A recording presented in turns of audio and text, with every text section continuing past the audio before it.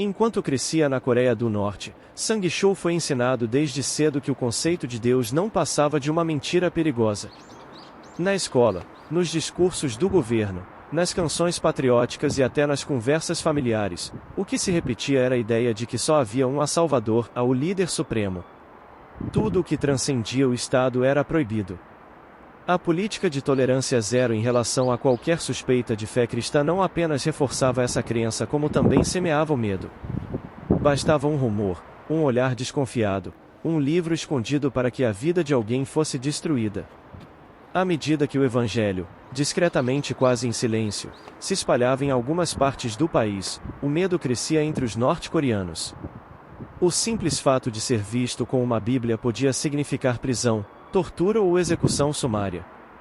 Tínhamos realmente medo do cristianismo porque qualquer pessoa podia ser executada ou morta, só de olhar para a Bíblia, recorda Sang-chul. Era um terror constante, alimentado por histórias de famílias inteiras eliminadas por suspeita de praticarem uma fé proibida.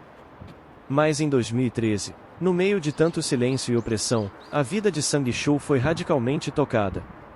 Ele conheceu um homem cujo testemunho de amor e coragem desafiava toda a lógica do regime, o pastor An Chung-hyou.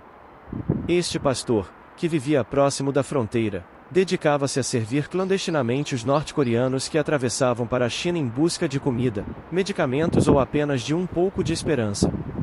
Com risco de vida, acolhia, ajudava e testemunhava de Jesus. Sang-chul lembra-se do impacto desse encontro, e eu queria realmente saber por que é que ele ajudava os norte-coreanos, porque era perigoso para o pastor arriscar-se assim. Mas ele amou-nos incondicionalmente e tratou-nos com dignidade. Eu senti o seu coração.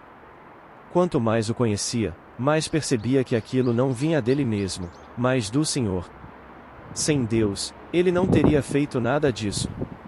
Foi assim que compreendi que o cristianismo não era uma farsa, mas uma verdadeira fé. O pastor An pagaria um preço alto pela sua ousadia. No dia 30 de abril de 2016, foi brutalmente martirizado. Contudo, o seu sacrifício não foi em vão, e vidas como a de Sang-chul foram transformadas e reacenderam uma chama de fé que o governo não conseguiu apagar.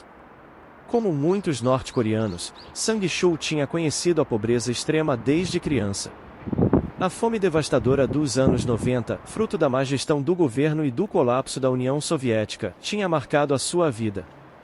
O instinto de sobrevivência tornará-se uma segunda pele, fazendo-o pensar apenas em si mesmo. Trabalhar ilegalmente na China, sob condições severas e com salários miseráveis, só reforçou esse egoísmo necessário para continuar vivo. Mas tudo mudou quando conheceu cristãos que viviam de maneira diferente. O altruísmo do pastor An e de outros irmãos plantou nele uma nova visão, e havia um Deus que oferecia esperança maior do que o medo. E, pouco a pouco, Sang-chul deixou de ser apenas um sobrevivente para se tornar um discípulo e, mais tarde, um evangelista clandestino dentro do próprio país que o tinha ensinado a temer a fé. Depois de decidir seguir Jesus, tudo ganhou um novo propósito: testemunha. Antes, eu só cruzava a fronteira para sobreviver. Agora, atravessava para amar e ajudar outros. Eu não queria perder tempo. Fiz o meu melhor para partilhar o Evangelho na Coreia do Norte. Esse era o meu propósito. E mesmo assim, parecia que o tempo nunca era suficiente para cumprir a missão. Os frutos do seu trabalho foram surpreendentes. Apesar do clima de perseguição, centenas de norte-coreanos ouviram a mensagem da cruz através dele e da sua rede. Só em 2017, obreiros confirmaram que cerca de 700 pessoas tinham conhecido Cristo por meio desses esforços silenciosos e arriscados. Um feito extraordinário, como explica o pastor Eric Foley, cofundador da Voz dos Mártires da Coreia, na Coreia do Norte. Até partilhar a fé com um familiar exige uma ousadia quase sobre-humana. Um cristão fiel pode alcançar 10 pessoas ao longo da vida inteira. Sang-chul e os seus companheiros chegaram a centenas.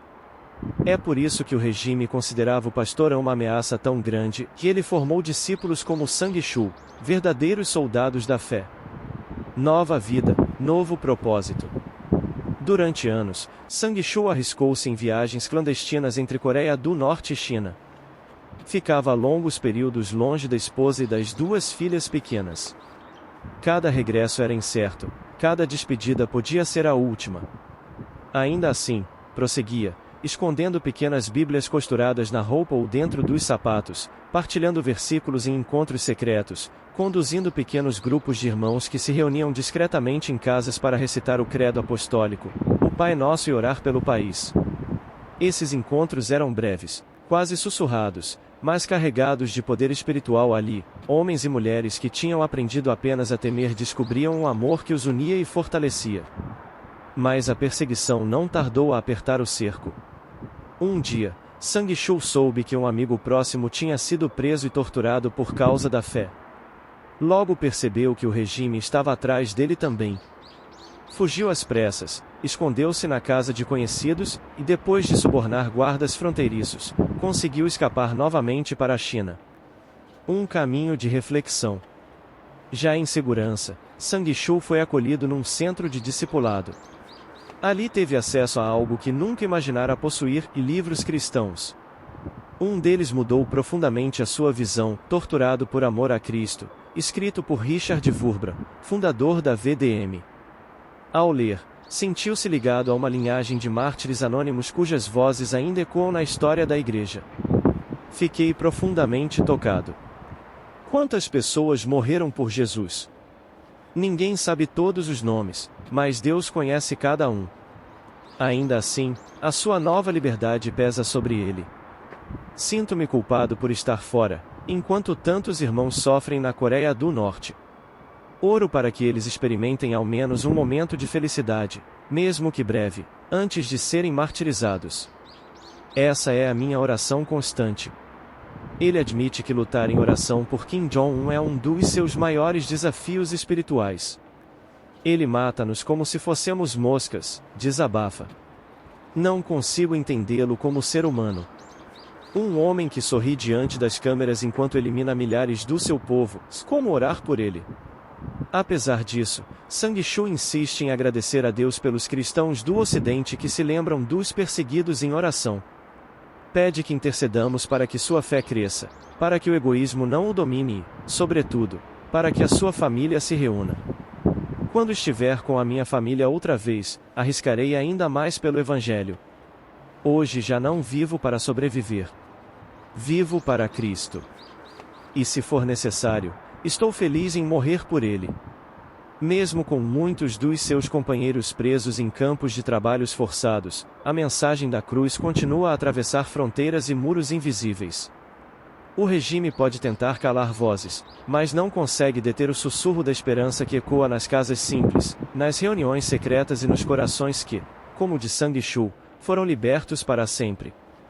Quer que eu torne o texto mais narrativo e literário, quase como um romance testemunhal, cheio de cenas e diálogos reconstruídos, ou prefere que ele continue nesse tom jornalístico narrativo, enriquecido mais fiel ao estilo de reportagem,